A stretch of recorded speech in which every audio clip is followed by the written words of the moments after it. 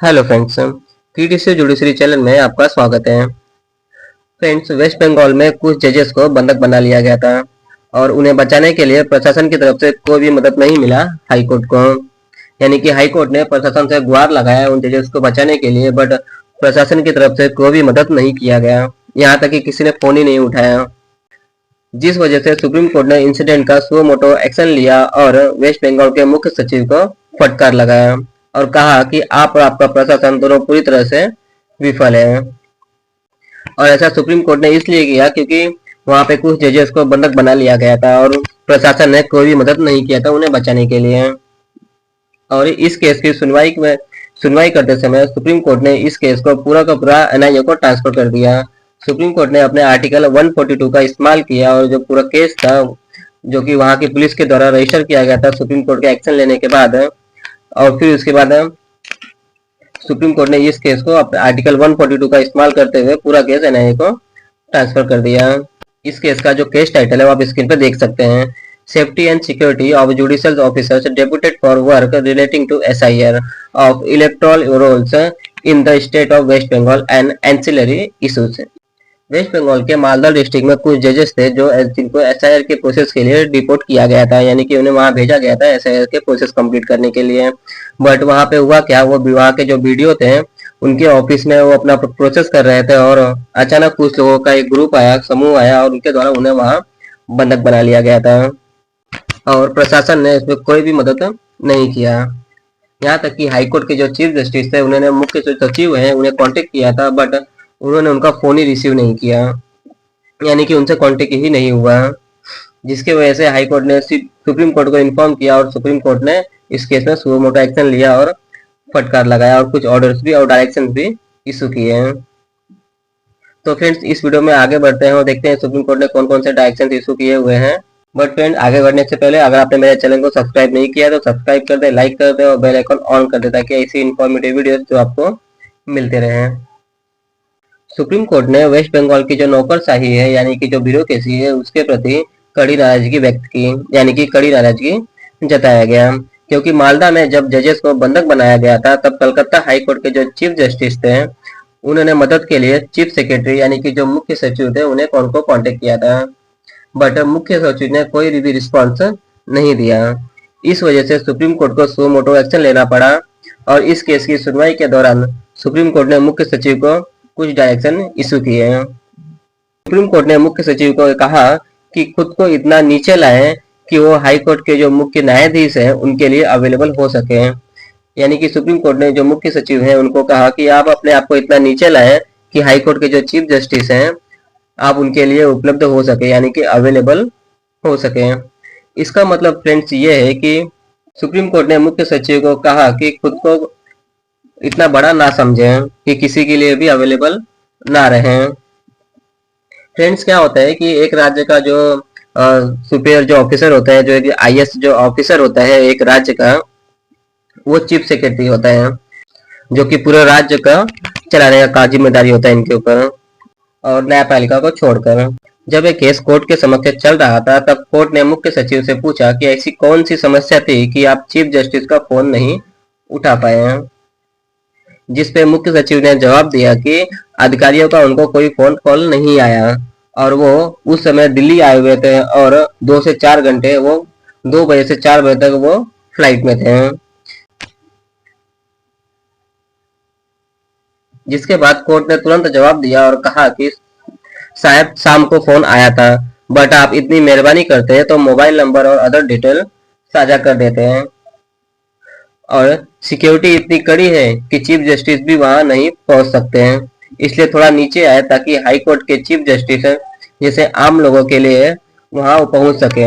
यानी कि chief justice जो आम लोग हैं वहां पहुंच सके हैं। इससे मुख्य सचिव ने जवाब दिया और कहा कि मैं बहुत शर्मिंदा हूँ। सुप्रीम कोर्ट ने कहा कि आप और आपका प्रशासन दोनों की सरासर नाकामी है। आप ईसीआई से कोई बात नहीं करते हैं, जबकि इमरजेंसी केस में आपको निर्देश देने का जो जिम्मेदारी है वो ईसीआई की है और इस वजह से राज्य में मुश्किलें और अशांति पैदा हो जाती है।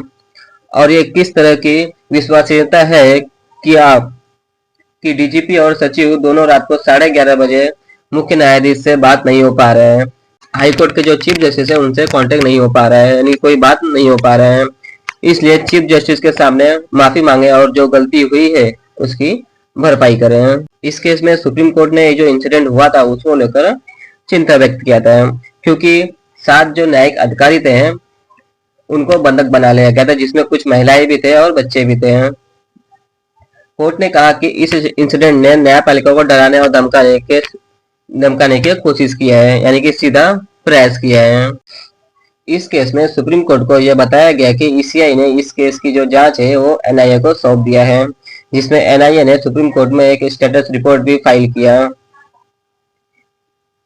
जिसमें कोर्ट ने यह पाया कि एफआईआर जो है वेस्ट बंगाल के पुलिस के द्वारा रजिस्टर किए गए हैं, कई एफआईआर रजिस्टर किए गए हैं और वेस्ट बंगाल पुलिस के अधिकारियों के अगेंस्ट गंभीर आरोप भी हैं। एफआईआर भी वेस्ट बंगाल पुलिस के द्वारा रजिस्टर किया गया था, बट उनके अगेंस्ट कई सारे जो गंभीर आरोप थे वो हैं। इसलिए सुप्रीम कोर्ट ने आर्टिकल 142 का इस्तेमाल करते हुए पूरा का पूरा जो केस था वो एनआईए को ट्रांसफर कर दिया और स्टेट पुलिस को ये डायरेक्शन दिया कि इस केस के सारे रिकॉर्ड से एनआईए को हैंडओवर कर दिए जाए तुरंत, यानी कि तुरंत हैंडओवर करने का जो डायरेक्शन था वो सुप्रीम कोर्ट ने दे दिया। साथ ही कोर्ट ने पुलिस को यह डायरेक्शन दिया कि एनआईए को हर संभव मदद करें, यानी कि हर जरूरी मदद करें इस केस के दौरान जो भी मदद की जरूरत होगा। कोर्ट ने एनआईए को और ये पावर दिया कि और ये आजादी दिया कि वो और भी एफआईआर इन्वेस्टिगेशन के दौरान रजिस्टर कर सकते हैं। कोर्ट ने इस केस में एनआईए को यह डायरेक्शन दिया कि घटना जो स्थल है वो चाहे जो भी हो, मगर एनआईए इन्वेस्टिगेशन जो रिपोर्ट है वो कोलकाता के एनआईए जो कोर्ट है वहां पे सबमिट करेगी। ये जो इंसिडेंट हुआ है ये वेस्ट बंगाल के मालदा डिस्ट्रिक्ट में हुआ है, बट इस केस का जो इन्वेस्टिगेशन रिपोर्ट है वो एनआईए कोलकाता के एनआईए जो कोर्ट है वहां पे सबमिट करना होगा। और ये भी और कोर्ट ने यह भी कहा कि चार्जशीट दाखिल करने से पहले एनआईए स्टेटस जो रिपोर्ट है वो सुप्रीम कोर्ट में सबमिट करें।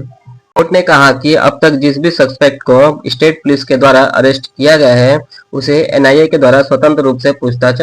किया जाएगा और उनकी जो कस्टडी है एनआईए को तुरंत हैंडओवर कर दें, भले ही वो जो सस्पेक्ट है वो न्यायिक हिरासत में क्यों ना हो। कोर्ट ने यह भी कहा कि ऐसा लगता है कि अभी भी कुछ जो सस्पेक्ट हैं वो पुलिस कस्टडी में हैं, उन्हें भी तुरंत एनआईए को हैंडओवर कर दिया जाए। कोर्ट ने मुख्य सचिव और जो डीजीपी हैं उनसे कहा कि हमें दोनों ऑफिसर पर विश्वास है कि वह अपनी जो जिम्मेदारी है, अपनी जो रिस्पॉन्सिबिलिटी है उसे समझ लिया होगा, क्योंकि 1 अप्रैल को जो इंसिडेंट हुआ उस इंसिडेंट को लेकर मुख्य जो न्यायाधीश है यानी कि चीफ जस्टिस जो है हाईकोर्ट के उनको सहायता प्रदान करने के लिए जो अपेक्षा की गई थी। और कोर्ट ने चीफ सेक्रेटरी, डीजीपी और पूरे जो नागरिक हैं और जो पुलिस प्रशासन है उन्हें यह निर्देश दिया कि एसआईआर की प्रोसेस पूरा होने तक, अपील का निवारण होने तक हाईकोर्ट के चीफ जस्टिस को सहायता और समर्थन प्रदान करें। सुप्रीम कोर्ट के द्वारा ये लास्ट और फाइनल डायरेक्शन जो था वो इशू किया गया कि जो चीफ जस्टिस हैं और जो वहाँ के जो डीजीपी हैं वो चीफ जस्टिस को एसआईआर का जो प्रोसेस है वो पूरा होने तक सहायता प्रदान करें, यानी कि मदद प्रदान करें। यहाँ तक कि उनके जो वहाँ के जो नागरिक हैं उनको भी डायरेक्शन दिया कि वो चीफ जस्टिस को सहायता प्रदान करें वहाँ एसआईआर का जो प्रोसेस है वो पूरा होने तक।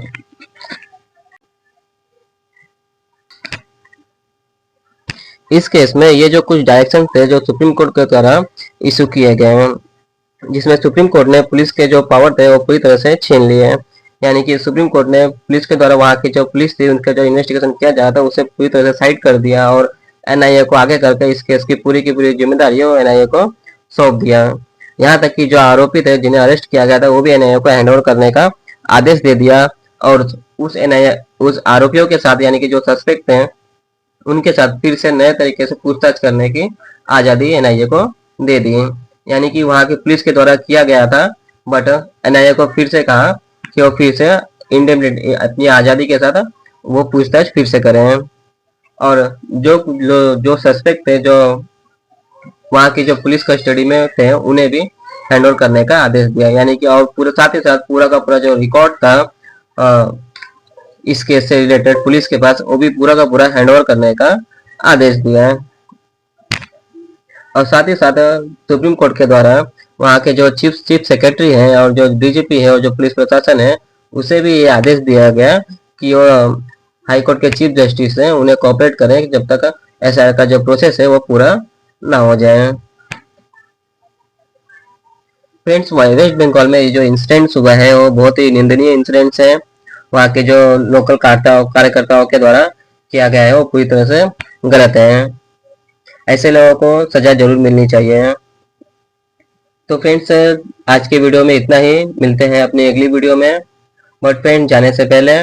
अगर आपने मेरे चैनल को सब्सक्राइब नहीं किया है तो सब्सक्राइब कर दे, लाइक कर दे और बेल आइकन ऑन कर दे ताकि ऐसी जो इन्फॉर्मेटिव वीडियोस हैं वो आपको मिलते रहें।